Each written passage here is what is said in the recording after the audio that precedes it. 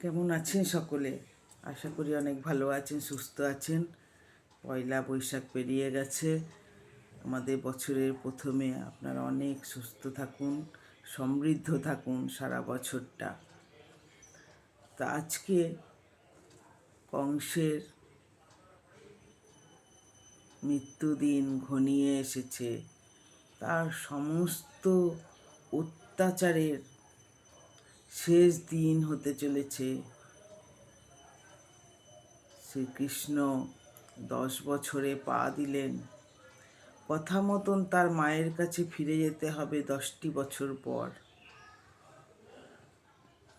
তা আজ যখন তিনি 10 বছরে তার অত্যাচার শেষ সীমানায় কংসের, তাকে ফিরে যেতে হবে দেবকীর কাছে। মা দেবকী অপেক্ষা করে আছেন, বসুদেব অপেক্ষা করে আছেন।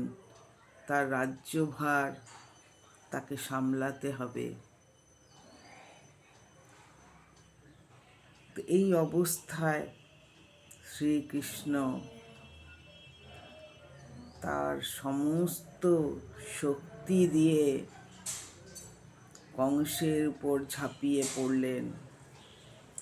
কিন্তু কংস তো অনেক শক্তির অধিকারী এবং তার মায়াতে সে আবদ্ধ হয়ে আছে। মায়া তাকে এত শক্তিশালী বানিয়ে দিয়েছে